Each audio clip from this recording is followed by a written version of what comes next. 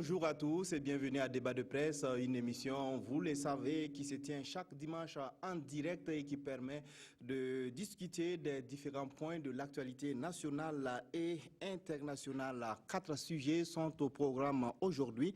Il s'agit des inondations du 20 juillet qui ont fait 4 morts et touché plus de 2000 ménages à Ouagadougou, de la conférence de presse du commissaire du gouvernement près le tribunal militaire de Ouagadougou sur l'évolution des dossiers judiciaires, notamment le dossier Thomas Sankara et celui du putsch manqué de septembre 2015. Nous allons également parler du sommet de l'Union africaine qui s'est tenu à Kigali et enfin de la situation sécuritaire au Mali avec l'attaque du camp militaire de Nampala dans le centre du pays, une attaque qui a fait au total 17 morts du côté de l'armée malienne. Pour discuter de ces différents sujets, je suis en compagnie de 4 confrères, 3 en attendant que le 4e nous rejoigne sur ce plateau. Il s'agit de Soumaïla Rabo de la radio Savane FM. Bonjour Soumaïla. Bonjour. Également sur ce plateau, Boukari Ouoba de Mensuel Mutation. Bonjour. Dacier de Bendouté de la radio Jeunesse, bonjour. Bonjour, Samy. Et nous attendons incessamment Alain Saint-Robespierre de l'Observateur Palga. Merci en tout cas à tous d'avoir accepté notre invitation. Alors, 4 morts et environ 2000 ménages sinistrés, c'est le bilan des inondations de la pluie du mercredi 20 juillet à Ouagadougou. La capitale burkinabé était une nouvelle fois sous les eaux. Alors, chers confrères, on a l'impression que le 1er septembre 2009 n'a pas servi d'exemple et que des mesures idoines n'ont pas été prises pour éviter pareille situation. Rabo. C'est vrai, mais je crois qu'il y a quelques mesures qui ont été prises.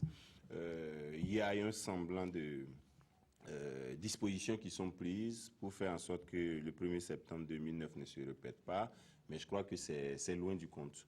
C'est loin du compte, c'est la réalité qu'il faut présenter. Le 1er septembre 2009, on a été surpris, mais vraiment le 20 juillet, on ne peut pas dire qu'on a été surpris, étant donné qu'on avait appris cette leçon-là, on devait en tirer toutes les conséquences.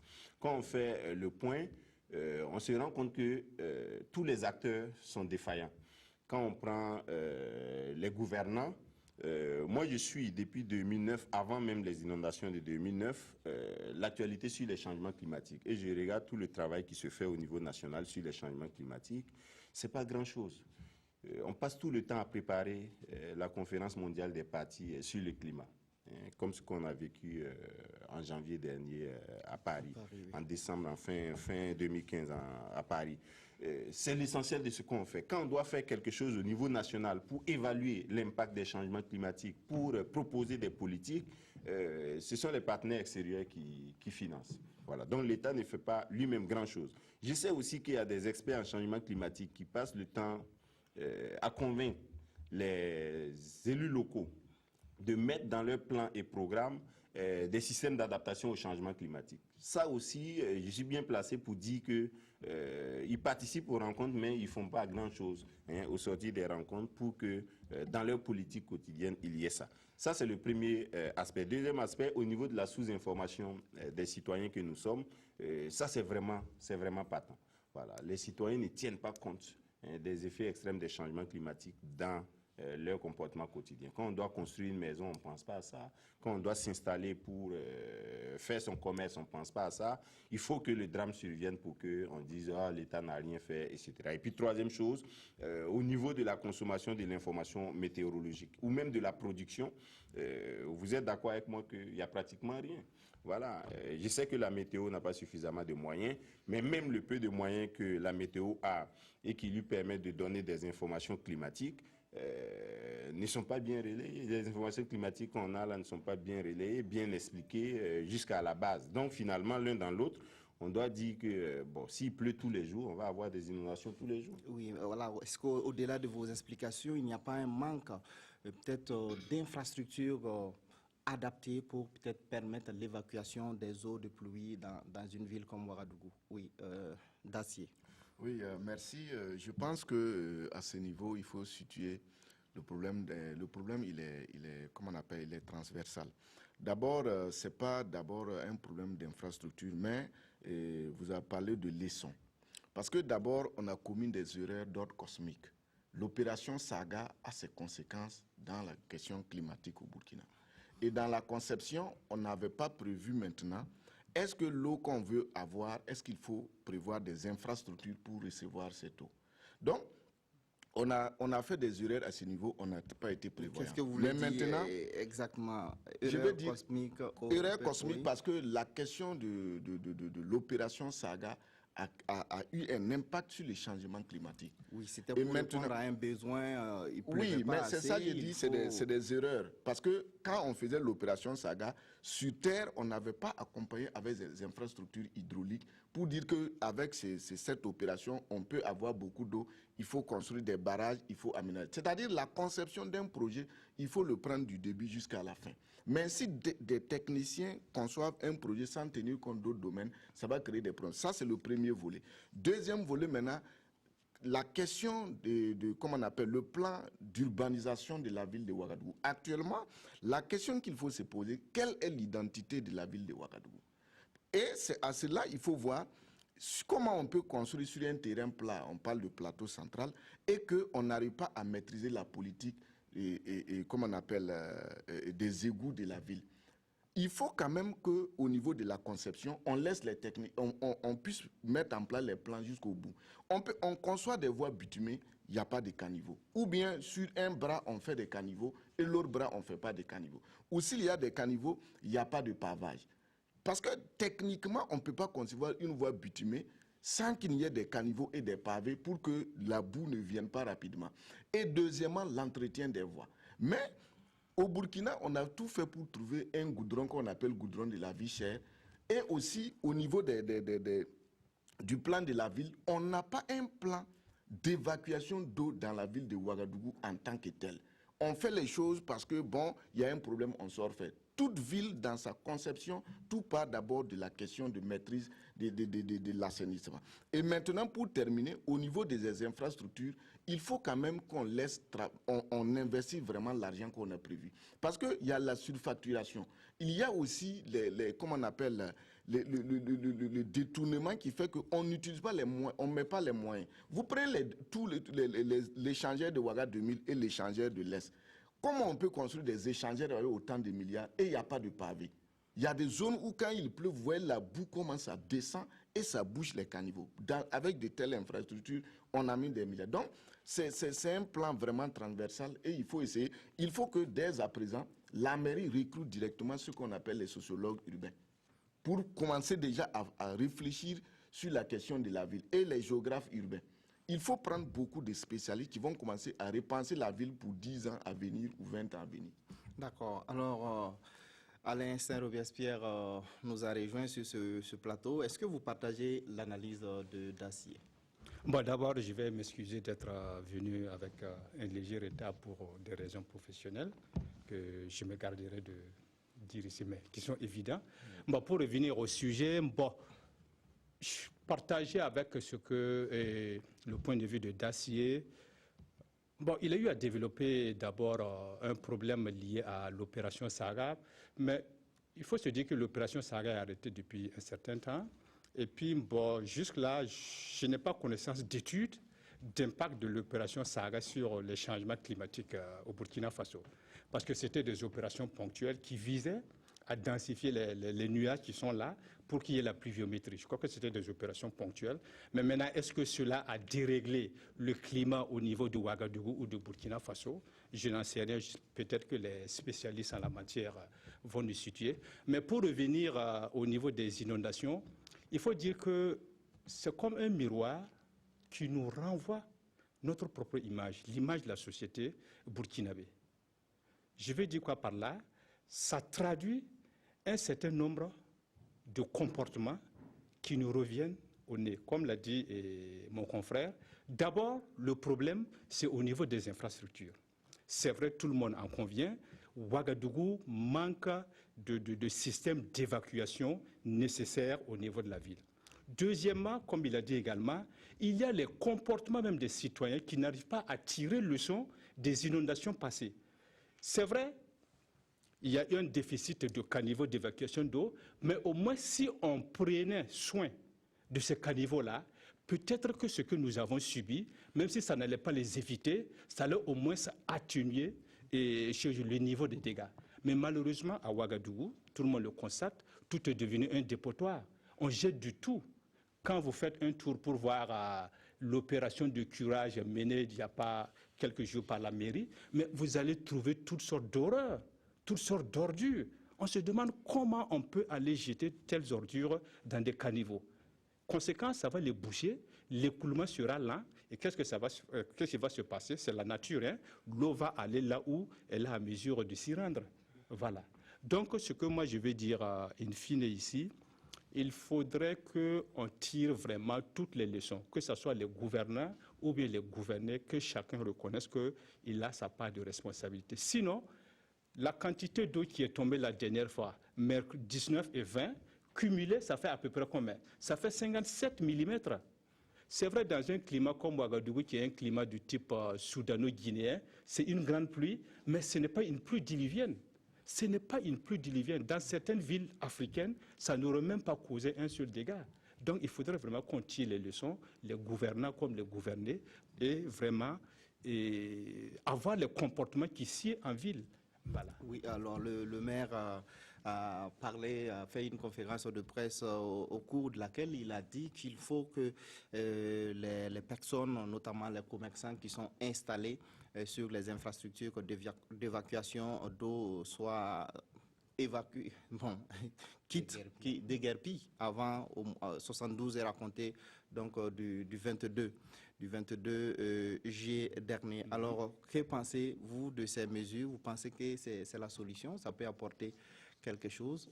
Ce sont des mesures fortes, c'est des mesures qui sont dictées par la situation. Et j'imagine qu'après les inondations qu'on a vécues, l'autorité communale ne pouvait pas rester là comme ça. Vous avez vu ce qu'on a été faire autour de l'hôpital Yalgado. Ça a permis d'éviter qu'après cette seconde pluie-là, qu'on ait inondation de Yalgado. Donc, de la même manière, on peut penser que des dispositions particulières peuvent être prises pour toute la ville, ne serait-ce que dégager effectivement ces caniveaux-là, qu'on puisse déjà les identifier, les voir clairement, et que lorsque ces caniveaux-là sont bouchés, qu'on puisse effectivement les repérer et procéder donc au débouchage. Par rapport à la quantité d'eau de pluie qui est tombée, moi, la question m'intéresse. Je suis d'accord avec Robespierre. La pluie qui est tombée ces 2 jours-là, ce n'est pas une pluie exceptionnelle. Alors que très souvent, lorsque nous vivons ces inondations-là, on a l'impression de croire que c'est la nature qui s'acharne sur l'homme. Non, pas du tout. C'est une pluie normale. Moi, je trouve qu'on ne peut pas avoir une saison pluvieuse de mai à septembre ou octobre et puis penser qu'on ne va pas avoir une pluie d'une telle quantité. C'est inimaginable. Si on n'a pas de pluie de cette hauteur-là, c'est qu'on aura fait même une mauvaise saison. Et la pluie, c'est très bien. Ce n'est pas pour rien. Le proverbe, après la pluie vient le beau temps.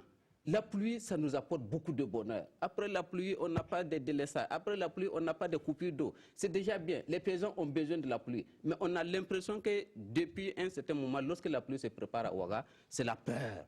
Tout le monde a peur. Parce qu'effectivement, ce n'est pas la pluie qui nous apporte ce malheur-là, c'est notre comportement. Le problème se trouve dans le comportement des hommes, dans les infrastructures, dans les décisions politiques qui font qu'aujourd'hui, nous sommes effectivement dans ce problème d'inondation-là. Et on risque de ne pas en sortir de sitôt. Parce qu'il y a beaucoup de choses à refaire. Il faut repenser carrément comment redéfinir, comment reconstruire notre ville. En commençant d'abord par ces caniveaux-là. Il faut véritablement les curer.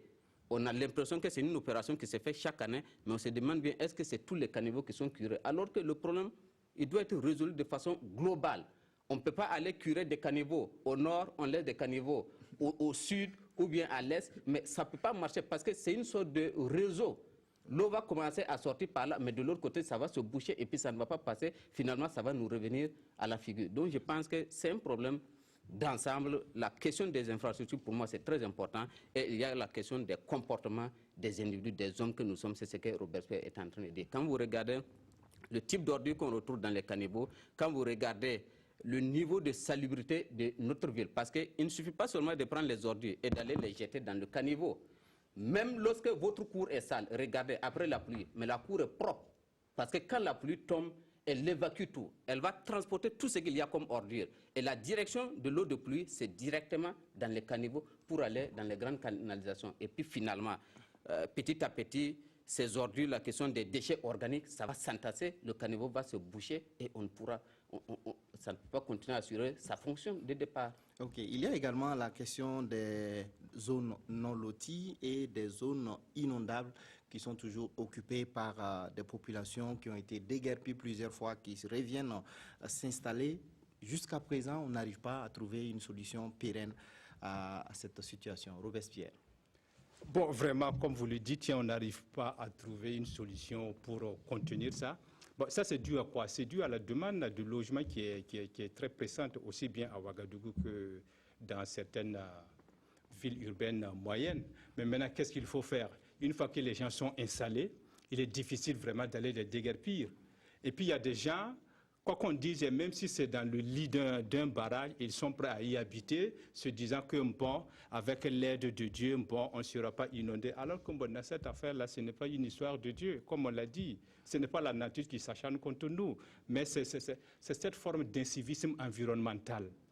Voilà, on ne peut pas continuer à défier éternellement la nature sans en recevoir les conséquences. Mais que doit faire l'État face à cette situation? Et la situation de lotissement? Ou non, des personnes qui sont installées dans les zones non inondables plutôt.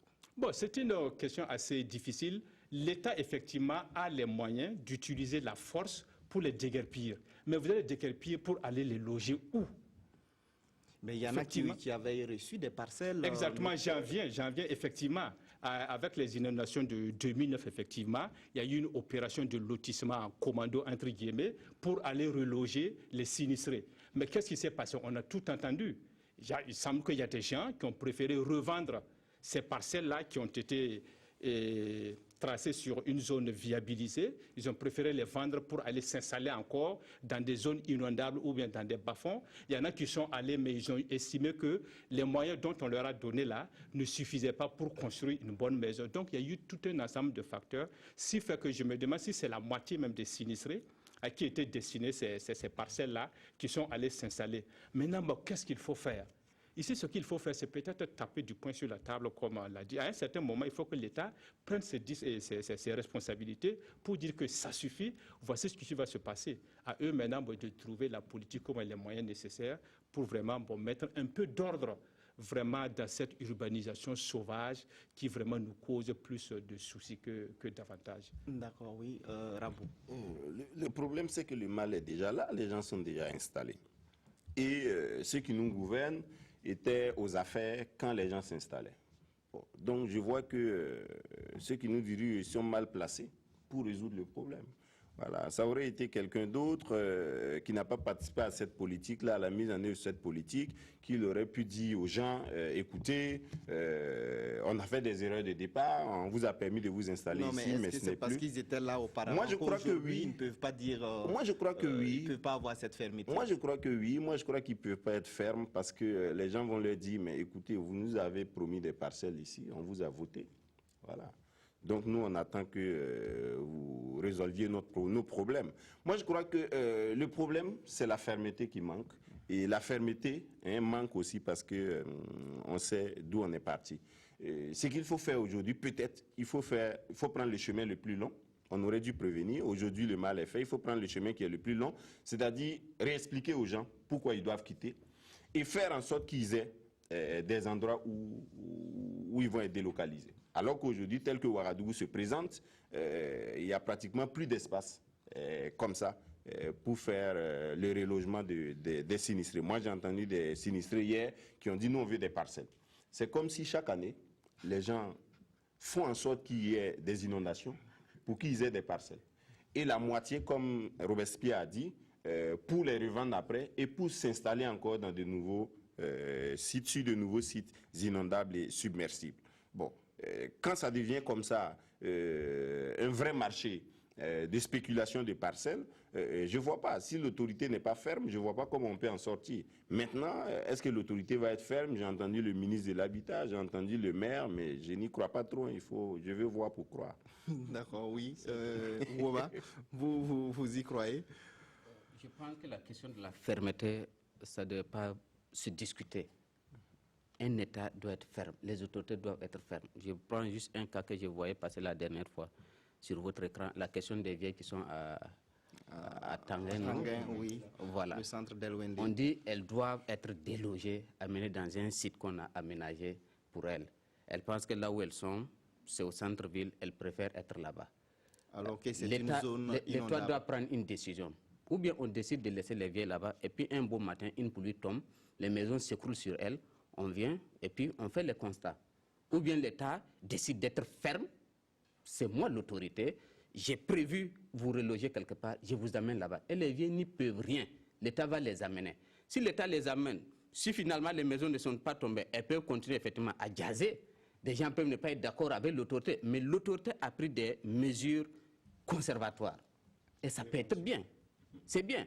Par contre, si l'État est laxiste, si parce qu'on craint que la mesure ne soit pas forcément approuvée, ne soit pas applaudie, on va continuer à laisser les vieilles dames là-bas. Et je vous dis, un bon matin, effectivement, on peut être face à une situation catastrophique. De la même manière, c'est une situation générale, c'est une situation d'ensemble. Il faut que des mesures fortes soient prises. Sans ces mesures fortes-là, on ne peut pas espérer effectivement sortir de cette situation. Le Premier ministre a mis en place un comité de crise. J'ai dit, mais est-ce que ça sert?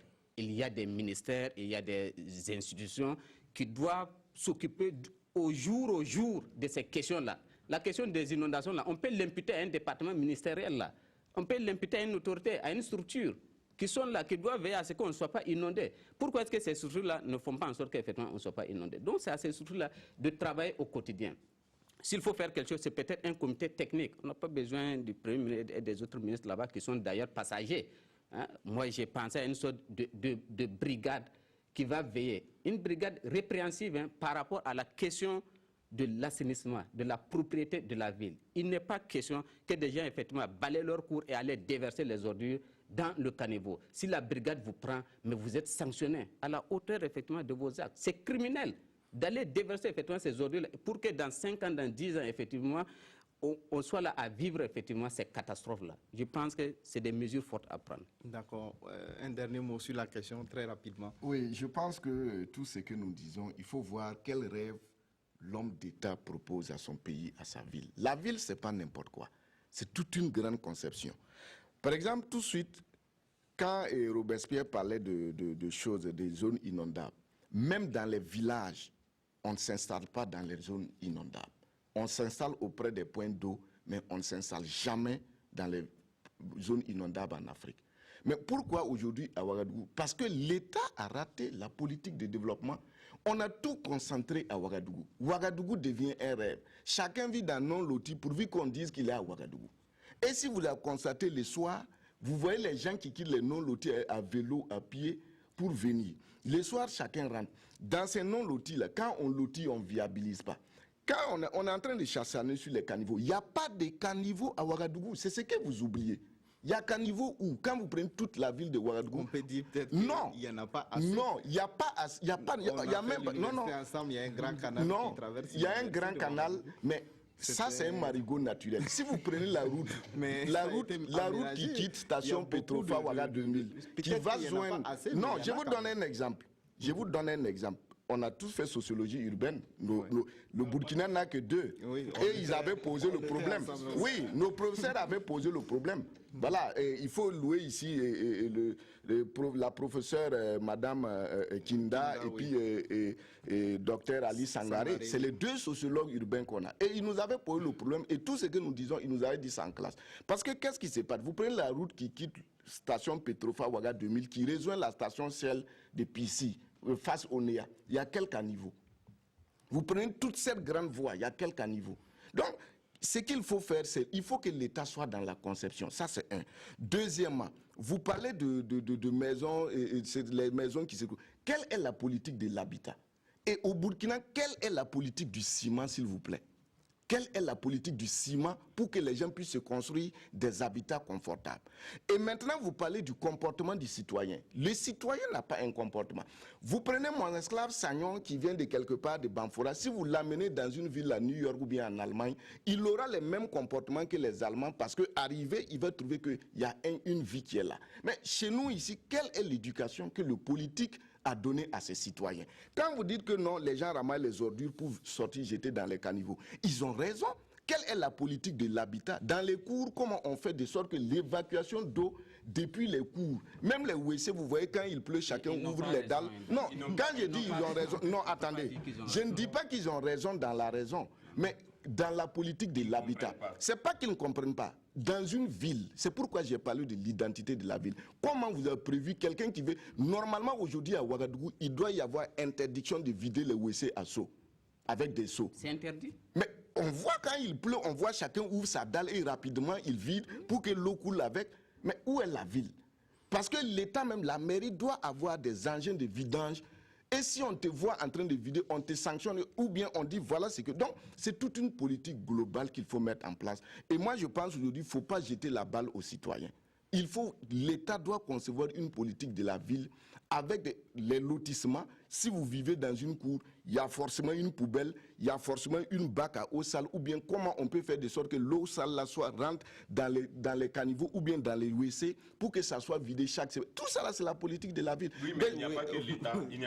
Non, mais c'est l'État qui va impacter les citoyens. Si l'État n'a pas une éducation. C'est un travail global qu'il faut faire avec la participation des citoyens. Je voudrais relever que on parle beaucoup de Ouagadougou, à Namisigma vers Waïguia, il y a 4 personnes qui sont mortes. Il y a un vieux qui est mort aussi dans sa maison parce que ça s'est écroulé sur lui. Il y a 5 morts là-bas. Mais là-bas, ce n'est pas une affaire d'habitat qui s'écroule. Ce sont des femmes qui sont allées au marché, elles revenaient. Vous savez, quand il pleut, il y a le trop plein d'eau. Il y a des moments où il ne faut pas passer, quoi. Voilà. Mais elles se sont aventurées, peut-être parce qu'elles ont négligé le danger, et peut-être parce qu'elles ne savent pas qu'il y a des dangers comme ça. Auquel on doit faire face avec le phénomène des changements climatiques. Ça veut dire que l'affaire n'est pas seulement urbaine, l'affaire est nationale. Et je suis allé vers l'Est, vous regardez, tout le monde a peur là-bas, parce que tous les ponts sont dégradés. Exactement. Voilà. Vous allez vers Bogandé, c'est la même chose, vers Diapaga. Les gens même sont paralysés, ils ne peuvent plus faire leurs activités professionnelles parce qu'il pleut, il n'y a plus de passage possible. Voilà, il n'y a plus de passage. Toute la vie est paralysée dans certaines localités. Donc l'État a beaucoup de choses à faire, comme Dacier dit, mais ce n'est pas en dehors de ce que les citoyens doivent aussi faire comme devoir. Les citoyens ont beaucoup de devoirs. C'est vrai que l'État doit les amener à comprendre les enjeux de tout ça, mais les citoyens doivent aussi s'engager. Je termine pour dire que l'État doit développer, doit refaire vivre le génie militaire en cas de catastrophe. Deuxièmement, il faut équiper les pompiers. L'État fait des fautes actuellement. Vous voyez, quand il y a des innovations, on ne voit ni les pompiers, ni même des hélicos de l'armée de l'air mobilisés en cas de catastrophe. On est là, c'est les citoyens qui goûtent. Non. Les pompiers étaient inconscients. Les pompiers étaient inconscients. Bon, tu dis inconscients. Mais non, mais en 2009, peut-être que ces inondations n'avaient pas cette ampleur. Mais il faut les équiper. Quand on voit une inondation, le génie militaire, l'armée doit sortir. Est-ce que c'est les inondations qu'on a vécues? Il y a des quartiers de Ouaga qui n'ont pas connu de graves problèmes. Mais là où il y a des problèmes, les pompiers, vous devez équiper les pompiers, les militaires. C'est eux qui sont préparés psychologiquement pour faire face aux catastrophes. Ce n'est pas les citoyens. Dans les autres pays, vous voyez, dès qu'on dit catastrophe, c'est les corps habillés. C'est eux qui sont préparés pour gérer les traumatismes avant que les citoyens... Il faut également que ça atteigne voilà, c'est pas une question de niveau. S'il y a inondation, les pompiers sortent avec des bacs, ils sortent avec des choses de l'armée. Ils ne sont pas en nombre suffisant pour quadriller toute la ville, ce n'est pas possible. Il faut les développer. On est d'accord, il faut un certain ensemble de politiques. On va évoluer sur la question. On a 1 heure pour clôturer l'émission. Alors on va parler donc de cette conférence de presse du tribunal militaire qui s'est tenue le vendredi dernier. Le dossier Thomas Sankara, celui du putsch manqué et celui de l'attaque de la poudrière de Yimdi étaient au menu. Et selon le commissaire du gouvernement près le tribunal militaire de Ouagadougou, ces dossiers avancent, notamment le dossier Thomas Sankara qui pourrait être jugé avant la fin de l'année. Alors, vous pensez qu'on avance vraiment dans ces différents dossiers, Rabo? Oui, puisqu'il y a eu quand même des délais, et ça c'est l'une des rares fois, c'est vrai que le ministre en avait parlé avant, le commissaire du gouvernement a dit avant la fin de cette année, les affaires seront jugées, en tout cas les affaires Thomas Sankara et putsch manqué, mais ça c'est une bonne nouvelle. Moi je crois que c'est bon, même si ça va être en l'absence de certains présumés auteurs de crimes, il faut juger. Il faut juger pour, je crois, rassurer les citoyens que la justice fonctionne, qu'elle fait son travail. Et il faut juger pour l'histoire, il faut juger pour l'exemple. Et moi, je crois que c'est bien. Pour l'affaire Thomas Sankara, il y a une contre-expertise qui est demandée du côté de l'Espagne. Mais je crois que ça ne devrait pas durer. Et donc, ça devrait nous rassurer tous dans ce que le juge militaire veut vraiment sanctionner, si tant est que ceux qui ont été pris ou ceux qui sont dans les liens de l'inculpation ont quelque chose à voir dans ces affaires. Oui, Woba. J'ai envie de dire c'est RAS. Notamment le commissaire du gouvernement, il a fait le point des dossiers. C'est déjà une très bonne chose. Il a fait un moment où il n'avait pas une pression particulière parce que je n'ai pas vu tellement de sollicitations en tant que telles. Mais ils sont conscients que les citoyens veulent savoir comment est-ce que les dossiers avancent. Effectivement, ça a été une bonne inspiration de sa part, donc de l'autorité judiciaire ou militaire, d'avoir initié ce point de près-là pour nous faire la situation sur ces différents dossiers. Comme Rabo l'a dit, il y a un délai qui est donné et ça c'est très important. On nous a dit avant la fin de l'année. Et je pense que ça peut déjà se compter. C'est déjà bientôt. Donc en 5-6 mois, si déjà on pense que le dossier Thomas Sankara, le dossier Putsch, peut être jugé, c'est une très bonne chose. On ne l'avait pas espéré, surtout pas pour le dossier Thomas Sankara. Il n'y a pas si longtemps, il n'y avait pas cet espoir-là. Aujourd'hui, on nous donne un délai pour juger le dossier Thomas Sankara. On a un délai pour juger le dossier Putsch. C'est une très bonne chose. Il y a eu beaucoup de bruit par rapport aux personnes qui ont été mises en liberté provisoire, surtout dans le cadre de Putsch. À écouter le commissaire du gouvernement, je pense même le directeur même de la justice militaire l'avait dit, quand des personnes sont mises en liberté provisoire, c'est la preuve que le dossier avance. Ça. Et ça me dit que c'est parce que justement on les a pris, on les a auditionnés, voilà, on a eu des éléments, donc on peut les libérer en attendant donc, le jour du jugement. Donc on prend ça dans le sens positif et on espère tous qu'un jour toute la vérité va être dite sur ces différents dossiers-là. Il y a surtout la crainte qu'effectivement certaines personnes ne soient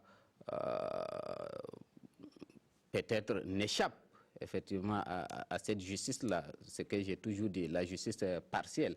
Il faut qu'on mette suffisamment de moyens pour que tous ceux qui peuvent avoir quelque chose à répondre de ces dossiers-là puissent être présents ou à défaut en tout cas que les juges puissent prendre les décisions appropriées à l'occasion. Oui, concernant les personnes mises en liberté provisoire dans le cadre du putsch manqué de septembre 2015, elles sont ces personnes au nombre de 33 et le commissaire du gouvernement a bien précisé que ce ne sont pas des relax, mais ces personnes seront bien entendu entendues, c'est ça, par la justice le moment venu. Mais il y a le dossier Thomas Sankara avec notamment 2 personnes donc, qui sont recherchées, notamment l'ancien chef d'État Blaise Compaoré et Hyacinthe Kafando.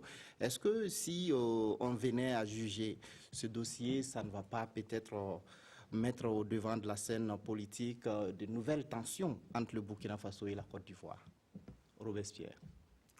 Bon, pourquoi ça mettrait à rude épreuve les relations chauffantes entre le Burkina et puis la Côte d'Ivoire? Parce que vous faites allusion à l'affaire Guillaume Soro. Non, à la présence du président. Oui, je vois. Compaoré en Côte d'Ivoire. Oui, je vois. Je veux dire que vous faites d'abord allusion à ce qui s'est passé entre les 2 États-là dans l'affaire Guillaume Soro et vous craignez qu'avec l'inculpation, pas l'inculpation de Blaise Compaoré puisqu'il est déjà inculpé, voilà, avec son jugement, cela ne remette à mal encore les relations entre les 2 États. Je ne pense pas parce que dans le cas de Guillaume Soro, c'est parce qu'on visait directement un Ivoirien qui plus est était la 2e personnalité de l'État. Mais je ne crois pas que la Côte d'Ivoire puisse vraiment souffrir du fait qu'on poursuive Blaise Compaoré pour des faits qui ont été commis au Burkina Faso. Et puis, de toute façon, Blaise Compaoré, ça va m'étonner qu'il vienne ni de son propre gré, ni par la force des Ivoiriens pour venir répondre. Il sera jugé par contumace. Ça, c'est évident. Et je crois que les Ivoiriens ne vont pas vraiment chercher à détériorer les relations qui sont en train de reprendre entre le Burkina Faso et puis la Côte d'Ivoire. Bon, moi, je ne crains pas ça. Vous partagez cette Oui, je suis d'accord avec Robespierre. Je ne crois pas. Vous avez vu, le ministre ivoirien des Affaires étrangères est venu installer, ce qui n'est pas traditionnel, installer l'ambassadeur ivoirien ici à Ouagadougou. C'est pour dire qu'on est dans un nouvel élan de réchauffement des relations entre les deux pays. Et puis, l'un dans l'autre, l'affaire Thomas Sankara, bon, je ne crois pas que les Ivoiriens se sentent mêlés à ça. Peut-être que dans l'affaire coup d'État, oui, comme Robespierre l'a dit, mais dans l'affaire Thomas Sankara, Blaise Compaoré est jugé. Les Ivoiriens ont vécu la même chose dans l'affaire de la crise post-électorale. Les Ivoiriens sont allés massivement en Côte d'Ivoire et au Ghana. oui. Voilà, ils en reviennent petit à petit, mais il y en a qui ont été pris au Ghana pour être jugés. Voilà, donc c'est la même chose. La Côte d'Ivoire ne peut pas nous refuser ce qu'elle-même elle a fait quand elle était devant la même situation. Juste pour terminer, et sur la conférence de presse du commissaire du gouvernement après le tribunal militaire, moi ce qui m'a gêné, on est tous d'accord, on sentait que le dossier avançait. Un observateur avisé avec les mises en liberté provisoire, on sentait déjà que, parce que quand on met quelqu'un en liberté provisoire, ça veut dire qu'au moment où il bénéficie de ça, c'est que sa liberté ne peut pas entraver l'enquête. Donc ça veut dire que tout était presque bouclé. Donc on a suivi une vague de mise en liberté. Donc on sentait que le dossier était avancé. Mais maintenant, ce qui m'a un peu gêné, c'est quand le commissaire du gouvernement a donné un délai. Vous savez, à la matière, il fallait être prudent. À la matière, c'est le dossier qui conduit le juge instructeur. Par exemple, aujourd'hui, il y a une contre-expertise qui a été demandée en Espagne. On ne sait pas ce que ça va donner comme résultat. Ça peut aussi aboutir, donner effectivement l'identité des présumés cadavres là, restent là, tout comme aussi, soit sur l'ensemble ou bien sur certains restes, il n'y ait pas d'identification formelle. Et en ce moment, ça risque de créer un blocage.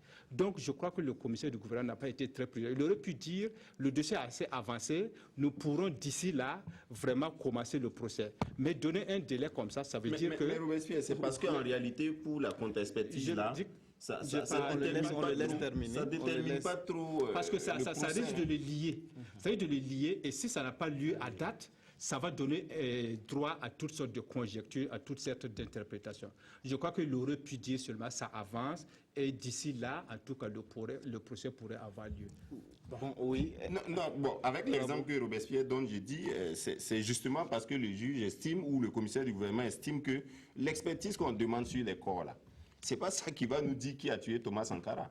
Donc c'est pas déterminant. Et en réalité, cette affaire des tests ADN là, c'est venu à un moment où, comme la partie civile était un peu coincée par les reports, les contournements dans le dossier sur l'assassinat du président Thomas Sankara, ils avaient demandé une identification des corps pour pouvoir relancer l'enquête. Voilà. Moi, je crois que c'était des gens qui disaient que c'était pas les corps. Tout à fait. C'était un moyen que la partie civile avait trouvé pour vraiment entretenir le dossier judiciaire. Mais c'est pas que Thomas Sankara ait été enterré à Dagneux ou pas, il faut qu'on trouve qui l'a tué.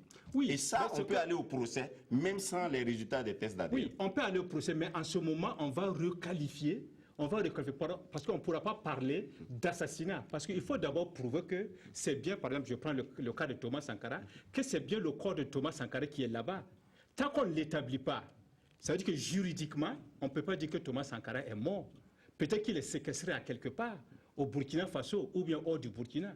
Il faut d'abord attester que c'est bien le corps de Thomas Sankara. On sait qu'il est mort et maintenant on va chercher les auteurs et les circonstances dans lesquelles il a été assassiné. Pour prouver qu'il est mort, prouver qu'il est mort, on n'a pas toujours besoin du corps. Moi, je vous dis, pour prouver qu'il est mort, c'est le plan juridique. Non, mais on fait maintenant le débat juridique. C'est-à-dire, vous demandez une preuve matérielle là. Mais si des gens, on a entendu des gens dans le dossier, il y a des gens qui ont inhumé Thomas Sankara. Il y a des témoins qui ont été entendus par les juges militaires. Il y a des gens qui sont présumés auteurs de l'assassinat du président Thomas Sankara. On cite le général Gilbert Guinguéré. Ils vont tous se présenter à l'audience. Et on va en parler. Et les témoignages, là, s'ils sont concordants, peuvent permettre d'établir l'assassinat du président. Ça peut être concordant tant qu'on ne l'établit pas formellement. Oui, on vous a ce que je vois, c'est que je pense qu'il y a une sorte de deux affaires.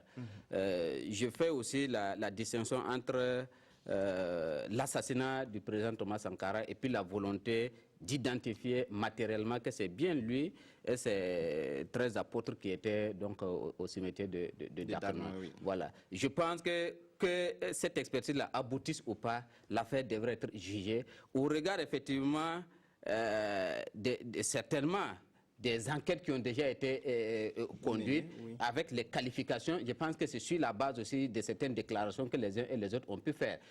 Tout qu'on fait aujourd'hui, on peut dire qu'il y a des gens qui sont coupables de la disparition du président Thomas Sankara, qu'il ait été assassiné, séquestré, ou on ne sait quoi. Et il y a des gens qui sont responsables de sa disparition et ces personnes-là devraient répondre. Là où l'inquiétude de Robespierre est bien fondée, c'est-à-dire le juge se met véritablement une pression en donnant la date qu'effectivement des éléments extérieurs viennent effectivement perturber ce calendrier-là, parce que tout autre chose peut venir effectivement perturber le calendrier et faire en sorte qu'on ne puisse pas juger le dossier avant fin 2016. Ça peut ne pas être lié à l'expertise, ça peut être tout autre chose. Alors que là, le juge se met une pression. Mais je dis, le juge le dit parce que, je ne sais pas si je me trompe, je crois avoir entendu le chef de l'État dire qu'on allait juger les dossiers avant la fin de l'année. Il l'a déjà dit. Le ministre de la Justice en son temps aussi. Le ministre de la Justice aussi l'a dit. Donc, le commissaire du gouvernement n'a fait que dire ce que ses supérieurs ont déjà affirmé.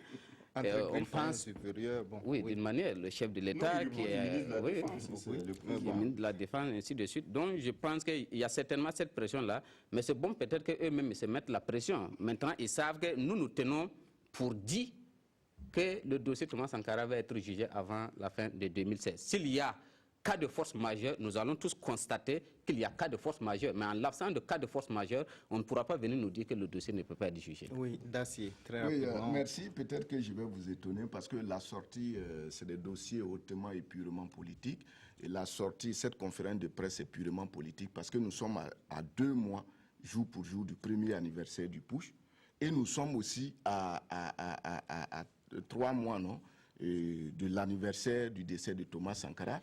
Et après, il y a l'affaire de Norbert Zongo. Donc, c'est ces troubles-là qu'on est en train de préparer. En termes de justice, on ne sort jamais faire une conférence de presse pour dire que le dossier avance. On programme le jugement et après la programmation, on colmate les preuves et on continue. Mais maintenant, s'il y avait des pressions, les gens voudraient savoir... Non, ce n'est pas une question de pression. C'est purement politique. Les gens n'ont pas besoin. Parce que ce qui fait la particularité... Non, ce qui fait la particularité de ce dossier où le peuple a été pris à revers, c'est les questions de liberté provisoire. Jamais dans l'histoire politique ou sociale du Burkina, on n'a jamais vu dans cette affaire de justice, le peuple s'est vu une méthode, 1, 2, 3 libertés provisoires. Et les gens ne comprenaient rien. Pourquoi le prisonnier lambda qui est à la Mako, dans la grande cellule, n'a pas bénéficié un jour de liberté provisoire et la presse en a parlé.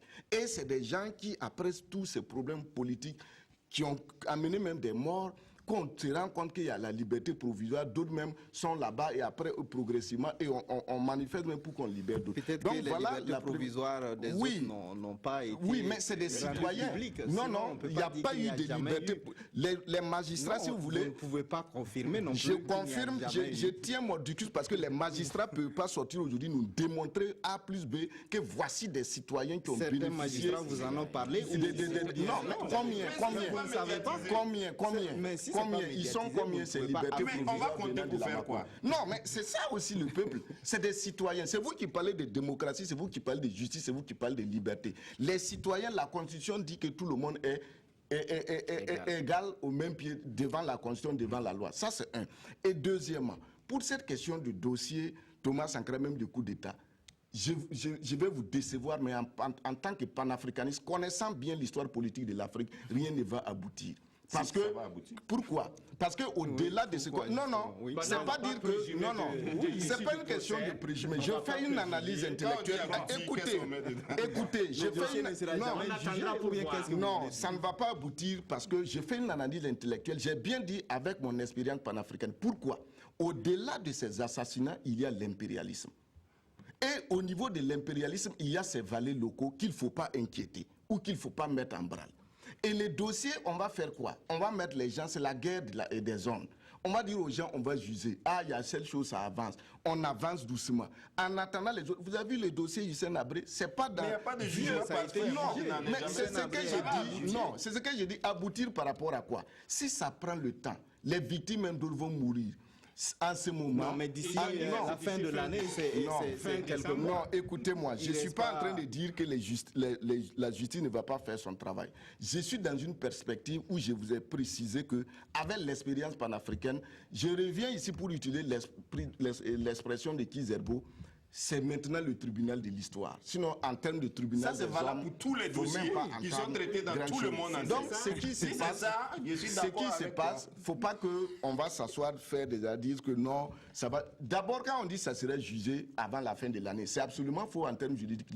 Le jugement va commencer. Parce qu'eux-mêmes, ils ont dit que si ça commence, ça va prendre 2 ou 3 mois. Donc, il faut dire que... Vous comprenez bien que quand on dit que ça va être jugé... Non, il faut dire que le début du procès... Voilà, quand est-ce qu'on va lancer le procès? Quand est-ce qu'on va lancer le procès? Et maintenant, l'autre chose qu'il faut dire, au Burkina, on travaille sur le postulat selon lequel Tontenga et Sougri-Tenga. Les gens ne travaillent pas selon les cadres républicains. Et c'est pas mauvais. Non, c'est pas que c'est pas mauvais, mais est-ce que ça nous fait avancer? Est-ce que ça nous fait avancer? Depuis, on n'arrive pas à régler les problèmes. Dans ce cas, ça va être le cas. Mais moi, je suis dans vos cadres où vous répétez tous les jours État des droits, démocratie. Vous voulez travailler dans le sang de la République. Résolvez les problèmes de façon républicaine. Ne créez pas d'autres structures, d'autres institutions connexes ou bien d'autres manières connexes. Quand il y a un problème, on sort du cadre légal républicain et on va dire, ah, on a vu ici... On n'est pas attendez, on a vu ici, des gens sont sortis dire que certains ont fait le mot mea culpa. Le mot mea culpa. Non, le mot mea culpa. Ces dossiers-là ne sont pas au Haut Conseil. Le mot mea culpa. Les gens sont sortis ici. Les gens sont sortis dire ici qu'ils ont demandé pardon, qu'ils ont fait leur mea culpa. Tout est coulé comme de l'eau sur la. Ça, c'est autre chose. Moi, je suis prudent. Je m'aventure pas pour dire que ça va se juger, ça va se juger. C'est pas pessimiste, c'est la réalité de l'histoire africaine. Oui, mais c'est pas... C'est votre peut-être... C'est vous qui envoyez Blaise Compaoré là-bas. Alors, on va continuer avec le débat. Facilement. On va parler maintenant du sommet de l'Union africaine qui s'est achevé à Kigali. On peut retenir que 3 principales informations de ce 27e sommet. L'instauration d'une taxe de 0,2% sur les importations pour financer le fonctionnement de l'Union. Il y a la volonté donc de créer un passeport africain et le report de l'élection du président de la Commission de l'Union africaine. Les chefs d'État n'ayant pas réussi donc à s'accorder sur le nom du successeur de la Sud-Africaine, Dlamini Zuma. On commence par le dernier point. Est-ce que vous avez été surpris de ces désaccords des présidents africains donc pour élire un nouveau président en remplacement de la Sud-Africaine Zuma? Robespierre. Bon, jusqu'à un certain moment, ce n'était plus un secret, hein, parce que quand on se rend compte de l'esprit dans lequel les chefs d'État de la CEDEAO y sont allés, jusqu'à 15, ils étaient allés sur le principe qu'il fallait reporter. Donc déjà, on craignait qu'il y ait un report. Mais grâce à la pression de Kigali, qui était l'hôte du sommet, plus ceux de l'État central, on a tout fait pour que, effectivement, l'élection du président de la Commission ait lieu. Mais il fallait s'attendre à un blocage, effectivement, des chefs d'État et de gouvernement de la CEDEAO, qui sont jusqu'à 15. Alors que, selon une règle interne, pour être élu, il faut remporter les 2/3 du suffrage. Sur les 54, et puis ce n'était même pas les 54 chefs d'État et de gouvernement qui étaient présents. Oui. Donc c'était vraiment prévisible. C'était vraiment prévisible, mais ça traduit un certain pays, une certaine nécessité, il faudrait qu'on repense le mode d'élection du président de cette commission-là pour qu'on n'assiste pas vraiment à des reports. Parce que rien ne nous dit qu'en janvier prochain, une autre région ne va pas aussi créer ce blocage, ou bien par égoïsme sous-régional, on voudrait que le président soit de notre région, on décide de bloquer. Je crois qu'il est temps maintenant qu'on définisse de nouveaux mécanismes d'accession à la présidence de l'UR, soit on institue quelque chose de tournant. Parce qu'il y a des exigences, il y a des urgences, plus que vraiment l'élection du chef plus que le président. Je crois que si on arrivait vraiment à faciliter la procédure, on gagnerait encore. Maintenant, je ne sais pas s'il faut revenir sur les deux autres mesures ou bien on va revenir. Oui, on va aller très rapidement. Oui. Oba, votre sur avis le report sur de l'élection, oui. C'était prévisible. Je pense qu'effectivement, il y a ce blocus donc de la CEDEAO, mais c'est certainement lié aussi aux candidatures qu'on avait déjà. Je pense que les chefs d'État n'ont pas trouvé véritablement cette perle rare, la personne qu'il fallait, parce que c'est un poste suffisamment important et souvent le profil n'est pas toujours bien défini. On a eu l'expérience d'un ancien chef d'État, on a eu l'expérience de Zuma et puis en tant l'intermède du Gabonais, ainsi de suite.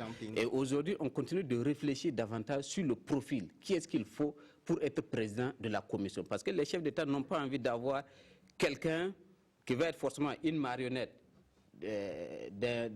d'une coalition de chefs d'État, ou bien quelqu'un aussi qui va avoir trop de pouvoir et qui certainement va les mettre devant des difficultés. Vous savez que dernièrement, les tenir tête, comme Konaré. Dernièrement même, il y a eu pratiquement un couac entre la présidente de la commission et puis les chefs de l'État par rapport à la question du Burundi, parce qu'elle était prête pour qu'on envoie effectivement une mission militaire là-bas, mais pratiquement les chefs d'État n'étaient pas d'accord avec elle. Donc il y a tout ce débat-là qui est là. Et je pense que les candidatures qui étaient présentées au nombre de 3 jusqu'à donc en fin mars, visiblement les chefs d'État savaient qu'ils ne pouvaient pas élire donc la présidente ou bien le président de la commission parce qu'il y avait 2 dames contre un monsieur. Ils ne pouvaient pas élire le président ou bien la présidente parmi ces 3-là. Donc c'est reporté à janvier. Et rien ne nous dit aussi qu'en janvier, on ne va pas encore reporter. Je ne sais pas s'il y a quelque chose qui permet de dire, bon, cette fois-ci, quelle que soit la situation, on va devoir statuer. Sauf effectivement une situation pareille. Je pense qu'il est encore possible qu'on reporte. Mais actuellement, ça veut dire que les candidatures sont encore réouvertes. Voilà, les choses sont remises à zéro. Les 3 anciens prétendants peuvent reconduire les candidatures, mais il y a aussi le fait que d'autres candidats peuvent postuler. Voilà, c'est ça le Sénégalais, je crois. Alors, on va évoluer avec la question du financement. Sur 0,2% sur les importations. Vous pensez que c'est la solution pour l'Union africaine afin de financer son fonctionnement? Mais c'est une solution. C'est une solution. Ce qu'il faut regretter, c'est que les États africains ne soient pas conséquents. Vous ne pouvez pas créer une organisation de cette envergure-là et puis être financé par l'extérieur, par l'Occident. Oui, mais je crois que c'est pas logique. Voilà, et on doit sortir de cette situation. Maintenant, les solutions qu'on propose sont plurielles. Celle-là, c'est une des solutions, mais on peut envisager d'autres solutions aussi. Et moi, je crois que l'Afrique est tellement riche qu'on ne devrait pas être à ces problèmes de budget de fonctionnement de l'Union africaine. On est suffisamment grand, riche et responsable pour vivre ces situations-là encore. Maintenant, il faut expérimenter cette solution et on verra ce qu'elle va donner. Mais je crois qu'elle est déjà bien à prendre. Oui, il y a d'autres solutions qui avaient été proposées en son temps par le Nigérien Goodluck Jonathan en son temps, qui avait demandé à ce qu'on ait donc des prélèvements sur les billets d'avion, sur les nuits d'hôtel et les SMS qu'on envoyait dans les différents pays, mais ça n'a pas marché. Alors, Dacier de Bendouté, on a parlé de passeport. On va aller très rapidement. Passeport africain. 2 spécimens ont été livrés au cours de ce sommet. Est-ce que vous pensez que ça peut aboutir, ce projet de passeport africain? Oui, je ne pense pas que ça puisse aboutir parce que ceux-là qui ont créé qui ont eu l'idée de créer l'Union africaine, c'est des visionnaires. Aujourd'hui, ce qui se passe au sommet de l'Union, il faut voir ce qui se passe à l'intérieur des États. Voilà. Donc, si les États ne sont pas conséquents et dignes, on ne peut pas avoir des projets. Le passeport, c'est comme à l'intérieur, vous prenez la monnaie. Voilà, parce que le passeport suppose qu'on atteint un autre niveau. Il ne faut pas voir le passeport comme un simple papier, hein. C'est lourd en termes de diplomatie et de dignité. Et deuxièmement, il faut savoir aussi, pour faire ce passeport, il faut des financements. Ça rejoint la question des financements. Aujourd'hui, on ne peut pas continuer à être ce qu'on est et vouloir construire l'Afrique. Quand ils disent qu'il n'y a pas de financement, c'est honteux, comme le dit un ancien combattant, parce qu'on a des chefs d'État qui sont plus riches que leur État. Si vous voyez en Afrique, quelqu'un qui est riche aujourd'hui ne peut même pas donner une bourse à un enfant. Ce n'est pas le chef d'État qui a son argent en Suisse et qui rêve payer ses appartements dans les Côtes d'Azur qui va venir financer. L'Africain, il y a des stars africaines. Aujourd'hui, vous prenez le Portugal, c'est la famille de l'Angolais là, qui gère les grandes banques portugaises. Pourquoi pas prendre cet argent-là et investir? Donc il y a l'argent, mais nous-mêmes, on n'est pas conséquents. Aujourd'hui, tout ce que les Africains font, vous avez vu quel Africain les soutenir? C'est au même niveau que les chefs de l'État. Les chefs d'État, ils ont l'argent qu'ils ont déposé en Suisse, ils ont l'argent pour aller payer des villas à l'extérieur, mais ils ne peuvent pas prendre cet argent-là pour des questions de dignité financière. Pourquoi les autres nous financent? Ils nous financent parce qu'en vous finançant, ils peuvent influer sur votre politique. Ils vous financent parce qu'en vous finançant, ils veulent avoir le dessus sur vous. Donc actuellement, moi je pense que ce n'est pas l'argent qui manque, c'est la dignité des chefs d'État qu'il faut réclamer. Et nous qui sommes jeunes en train de venir, c'est à nous, si nous voulons que ça marche, commençons à nous préparer. Sinon, actuellement, on ne peut pas. Vous savez comment chacun arrive au pouvoir. Et aujourd'hui, en Afrique, un citoyen qui meurt, ça n'engage pas un chef d'État. Ça lui fait ni chaud ni froid. Donc tout cela fait qu'on ne peut pas avoir un sommet et une Union africaine forte. Aujourd'hui, quand vous prenez ce qui se passe, parce qu'avec le terrorisme, il y a la géopolitique. Actuellement, l'Amérique et l'Europe veut monopoliser l'Union africaine à travers d'autres pays. Donc ça fait qu'entre eux, là, quand ils se retrouvent, bon, dans les couloirs, chacun sort, il appelle, on dit fais ça, et dans les couloirs de l'Union africaine, le sommet se joue là-bas. Oui, puisque dans les couloirs, il y a plus d'Européens et d'Américains que des Africains. Donc, vous ne pouvez pas. Juste deux mots pour qu'on termine l'émission. De mon ami Pendouté, je crois qu'il allait applaudir des deux mains pour ces deux mesures fortes qui rejoignent un peu son rêve panafricaniste comme les pionniers de l'Union africaine. Parce qu'en créant ce passeport-là, on est déjà sur la voie de concrétisation des rêves des... Non, j'espère que ça va devenir comme le visa espace Schengen. Voilà, c'est le modèle qui est visé. Je n'ai pas dit que on ne va pas poursuivre le débat. On ne va pas aboutir. On ne dit pas que c'est vrai qu'on a peut-être des réserves, mais on ne va pas jusqu'à dire que ça ne va pas aboutir, même si on sait que vraiment il y a loin du passeport et sur l'échantillon qu'on a donné jusqu'à une large distribution à tous les Africains. Il y a toujours loin. Mais c'est déjà un grand pas. On va évoluer dans le débat. On va parler en 3-4 minutes du Mali avec cette attaque qu'il y a eu d'un camp militaire, le camp militaire de Nampala, c'est dans le centre du Mali, à 514 km de Bamako. Alors un groupe djihadiste, l'attaque a été revendiquée par Ansardine. Alors, est-ce qu'on peut dire que malgré la présence donc des troupes internationales au Mali, la situation sécuritaire reste toujours précaire et qu'il faut faire quelque chose pour le Mali? Très rapidement, une minute. Merci. Vous avez vu que j'insistais vers la fin. C'était juste pour dire qu'il y a la demande du Maroc de réintégrer l'Union africaine, qui est une très bonne chose aussi. Bon, parmi les trois autres mesures que vous avez annoncées. Sur la situation du Mali, il y a eu attaque, 17 morts. Le constat qu'on peut faire, c'est que, en fait, ces assaillants-là progressent. On va carrément de l'extrême nord, on avance et puis finalement on tire vers Bamako, vers le centre carrément. C'est dommage, le Mali vit deux situations. Et il y a la situation du terrorisme qui est une situation mondiale ou en tout cas régionale parce que nous-mêmes nous ne sommes pas épargnés. Et puis il y a ces problèmes internes. Par exemple, cette attaque-là a même été revendiquée par deux groupes distincts.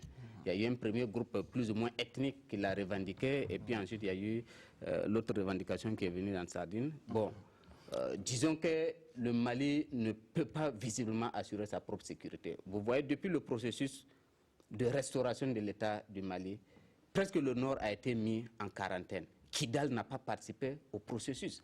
Ce n'est pas après l'installation de Ibeka que, malgré sa volonté, parce que si Ibeka a été préféré aux autres candidats, c'est en grande partie par rapport à ça. Il était celui qui avait ce discours de fermeté-là, de rétablir effectivement l'autorité du Mali sur l'ensemble du territoire national, aucune concession possible. Malheureusement, il est venu, la réalité des événements l'a ramené effectivement à revoir son discours. Et aujourd'hui, je ne vois pas véritablement Ibeka en homme d'État qui a toutes les manettes pour restaurer effectivement la sécurité au Mali. Très rapidement, Robespierre, un mot sur la situation au Mali. Oui, 30 secondes. Ok, c'est vrai qu'on dit que ces groupes djihadistes ou bien celui qui a revendiqué l'attaque là, c'est des gens qui mènent ce qu'on appelle une guerre asymétrique. Ça veut dire qu'on vient, on vous surprend. Mais moi, j'ai été surpris avec, par rapport à la rapidité avec laquelle ce groupe-là est parvenu à prendre le principal camp militaire de la région. Je me demande, les soldats qui étaient là, l'attaque a été d'une certaine rapidité qu'ils ont pris le camp, ils ont incendié, ils ont fait flotter leur drapeau. Vraiment, ça pose encore une fois de plus les capacités opérationnelles, non seulement de l'armée malienne, mais aussi de la force internationale qui est là. Il va falloir vraiment revoir. C'est vraiment déconcertant. Bon, 30 secondes également, Dacier. Je vais vous décevoir. Les missions militaires en Afrique n'ont jamais abouti à une paix en Afrique. Le Mali n'a qu'à s'attendre à une division tôt ou tard comme au Soudan. Parce que c'est l'impérialisme. Quand on dit que les troupes maliennes ne peuvent pas se défendre, c'est absolument faux. On met la pression sur... Non, ce n'est pas une question de moyens. C'est pas une question de moyens. Sur ces questions africaines, il faut aller au-delà de l'analyse des chaînes internationales. Nous sommes des journalistes, nous sommes des intellectuels. Ce n'est pas une affaire de chaînes internationales. Les Maliens eux-mêmes reconnaissent qu'ils n'ont pas d'armée assez forte. Non, écoutez. Nous sommes... Non, attendez, non. Tu as 20 secondes pour terminer. Non, attendez, je vais terminer. Ne m'embrouillez pas. 20 secondes, très rapidement. Il faut qu'on soit digne dans notre intelligence. Un État digne de ce nom. L'armée malienne peut rayer Kidal de la carte. Pourquoi on a encerclé Kidal? On protège des gens qu'il faut négocier, ils sortent, ils attaquent, qui leur donne des armes, qui les soutient, tout ça. Il faut poser des questions. Et les missions militaires qu'on envoie en Afrique, le Mali fait 4 fois la France. Le Mali fait 4 fois la France. Il appartient au peuple malien. Non, il appartient au... Non, alors, ça va se négocier. Il appartient au peuple malien de se lever contre un seul homme et de dire notre pays sera un et indivisible. Et nous allons nous attaquer à toute personne qui va tuer des Maliens. Les mains nues. Sinon, militairement... Militairement, il n'existe pas. Ils existent militairement. On veut faire comprendre alors, Robespierre, en 30 secondes, merci Dacier de Bendouté. Merci Dacier. On va clôturer l'émission. Non, je crois que Dacier est encore dans la recherche des causes. Les causes, on peut les rechercher partout. Mais la solution, Dacier a fini par ça. Il faut que le peuple malien s'organise. Il faut qu'il se dresse contre tout ce qu'il vit actuellement. Et je pense qu'il a besoin des autres États africains pour le soutenir. Ok, merci donc pour cette brièveté. Voilà, on est à la fin de cette émission. On a dépassé un peu le temps, mais c'est dû donc à l'importance et à l'intérêt donc de tous ces débats que nous avons menés au cours de cette émission. Et j'étais en compagnie de Alain Saint-Robespierre du quotidien L'Observateur Palga, de Boukari Woba du mensuel La Mutation, de Dacier de Bendouté, de la radio Jeunesse et de Soumaïla Rabo de Savane FM. Merci à tous d'avoir suivi cette émission. On se retrouve dimanche prochain, si Dieu le veut.